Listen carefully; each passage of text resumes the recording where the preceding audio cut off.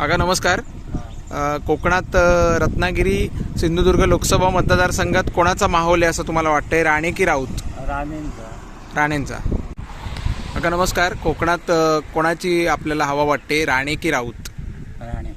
राणे. पहिल्यांदाच भाजप कमळ या चिन्हावर इकडे निवडणूक लढवतोय, तर ही इलेक्शन सोपी असेल, वन साईड असेल की टफ होईल? टफ होईल, पण विजय राणेंचा होईल असं वाटतं. काका नमस्कार. रत्नागिरी लोकसभा मतदारसंघात राणे आणि राऊत असे दोन उमेदवार आपल्या समोर आहेत, तर साधारण माहोल कोणाचा वाटतोय आपल्या एरियामध्ये? आमच्या एरियात काय, तिकडे आमच्याकडे राऊत साहेबांचा. अच्छा. आता धनुष्यबाणाशिवाय ही पहिलीच इलेक्शन आहे, तर लोक धनुष्यबाण विसरले असं वाटतंय? विसरणार नाही.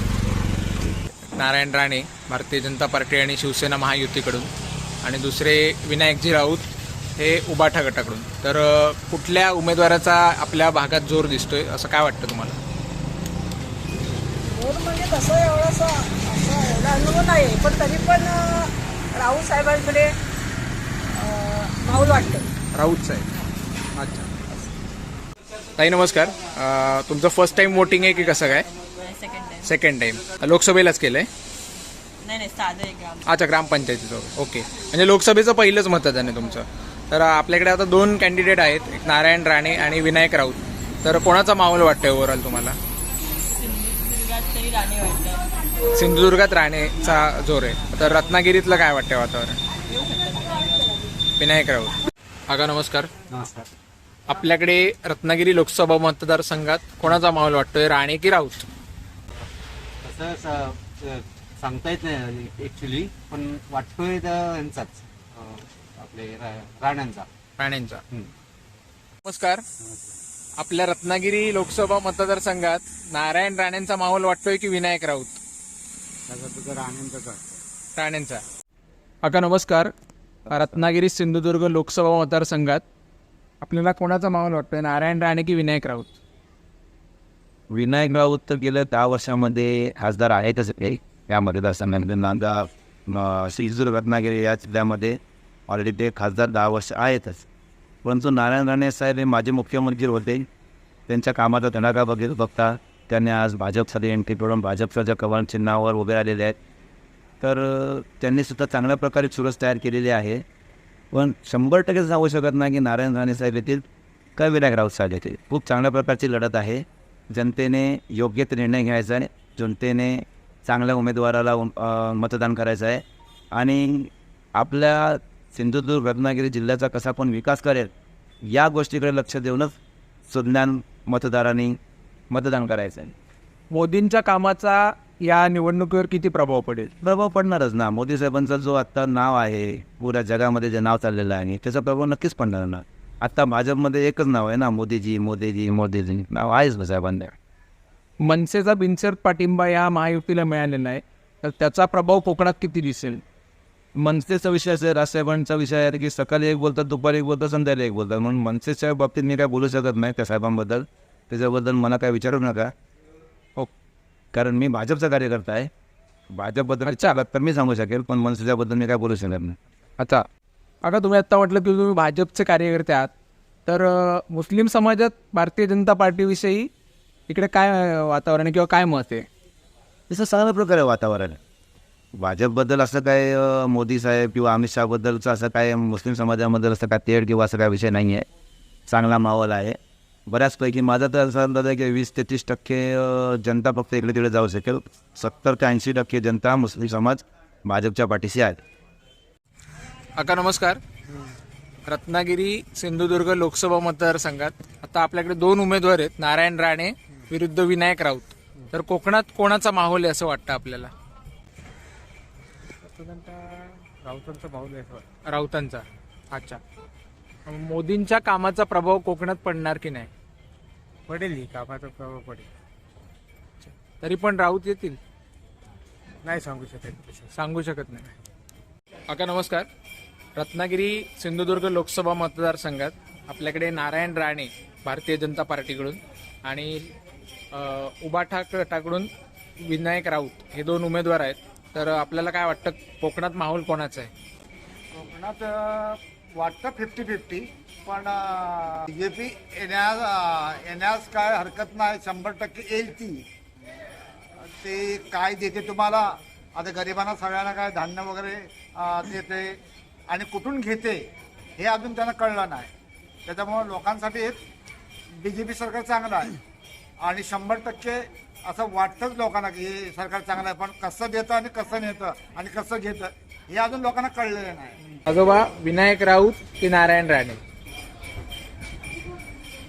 आम्हाला तरी असं वाटतं की नारायण राणे आले तर येऊ देत, पण त्यांचं थोडंसं म्हणजे असं हिशेबखोरपण हा आम्हाला आवडत नाही. त्यांचं मामूलतीने एखादा गरीब असला तर त्याला मारझोड करणं, हे करणं ते करणं असं त्यांचं चाललेलं असतं. त्याच्यामुळं लोक भितात खरं सांगायचं म्हणजे. रत्नागिरी लोकसभा मतदारसंघात विनायक राऊत यांचा माहोल वाटतोय की नारायण राणेंचा? विनायक राऊत. अच्छा. धनुष्यबाण ही निशाणी यावेळेला निवडणुकीला नाहीये, तरी पण विनायक राऊतांची सीट लागू शकेल असं तुम्हाला कसं वाटतंय? तुम्हाला एकच सांगतो, धनुष्यबाण ते स्वर्गीय बाळासाहेब ठाकरे शिवसेना स्थापन केल्यापासून जो धनुष्यबाण होता तो धनुष्यबाण हद्दपार करण्याचं काम यांनी केलं आहे. पण धनुष्यबाण जरी नसेल तरी मशाली पेटणारच. नारायण राणे की विनायक राऊत, कोण जिंकेल असं वाटतं? विनायक राऊत. रत्नागिरी सिंधुदुर्ग लोकसभा मतदारसंघात नारायण राणे आणि विनायक राऊत हे दोन आत्ता उमेदवार आहेत. तर या दोन उमेदवारांपैकी कुठला उमेदवार ही निवडणूक जिंकेल असं वाटतं आपल्याला? इथे रत्नागिरीमध्ये विनायक राऊत यांचा आवाज आहे, कारण त्यांनी कामं केली आहेत. लोकांच्या नजरेत ते उत्तम कार्यकर्ते आहेत, ते कार्य सम्राट आहेत, मानाने काय हरकत नाही. आणि सिंधुदुर्गात म्हटलं तर तिकडे नारायण राणेचा आवाज आहे आणि पूर्वीपासून त्यांच्या जागा आहेत तिथे. नरवई आहेत, खूप त्यांनी पण कामं केलेली आहे तिथे. कोकणामध्ये रस्त्या उत्तेजनी सामं त्यांनी सुद्धा बरीच केली. दोन जिल्ह्यात दोन वेगवेगळ्या नेत्यांचं प्राबल्य असेल तर मग ऑन अँड ॲव्हरेज कोण विजयी होईल? एकच शेवटी कोणतरी होईल जो विनायक राऊत. अच्छा. कमळ हे चिन्ह आपल्याकडे कोकणात पहिल्यांदाच आहे, त्याचप्रमाणे धनुष्यबाण हे चिन्ह नाही आहे त्यावेळेस. मशाल हे बदली चिन्ह उबाठा गटाला मिळालेले. तर दोन्ही नवीन चिन्ह नागरिकांचा कितपत संभ्रम असेल किंवा किती ही चिन्ह पोचतील कुठलं? कमळ त्यातल्या त्यात जुनं निशाण आहे, पण कोकणात इलेक्शन फार झालेली नाहीत, त्याबद्दल काय वाटतं? इथे शिवसेनेचे जे कार्यकर्ते आहेत आणि ते घरोघरी फिरत आहेत आणि विनायक राऊत सुद्धा स्वतः मेहनत होत आहेत. मातासारख्या उंच सूत्रावरती, उंच सह्याद्रीच्या उंच भागामध्ये ते स्वतः जाऊन आलेले आहेत आणि त्यांनी तिकडे काही रस्त्याची कामं केलेली आहेत, पर्यटन स्थळ म्हणून त्यांनी केलेले आहेत. आणि जे आजूबाजूचे परिसर आहेत तिकडे त्यांनी फुलाची कामं केली आहेत, रस्त्याची कामं केली आहेत, लोकांना बोरिंग वगैरे होतेस. खासदारला त्यांच्या बाजूने आहे. खासदार म्हणून विनायक राऊतांचं 10 वर्षातलं सर्वात आवडलेलं काम? ते स्वतः कार्यकर्त्यांना जातीने ओळखतात आणि जातीने स्वतः नावाने हात मारतात. नाही, स्वभावातलं नाही, विकास काम. विकास काम म्हणजे आमचा म्हातारचा जो रोड आहे तो पूर्वी हत्तनकर होते त्यांनी केला होता, काँग्रेसचे आमदार हत्तनकर होते त्यांनी केला होता, पण त्यांनी पूर्ण तत्वावरती नेला नाही. आणि हे काम आता त्यांनी पूर्ण केलेलं आहे आणि म्हातारला आता गाडी जाते, तिकडची लोक गाडीने जातात. राणे की राऊत, कोण येणार? राऊत. रत्नागिरी सिंधुदुर्ग लोकसभा मतदारसंघात कोणाचा माहोल आहे? नारायण राणे की विनायक राऊत? नारायण राणे. रत्नागिरी सिंधुदुर्ग लोकसभा मतदारसंघात नारायण राणे आणि विनायक राऊत असे दोन उमेदवार आहेत. तर कुठला उमेदवार विजयी होईल असं वाटतं? 100% नारायण राणे येणार असं वाटतं. येणार 100%.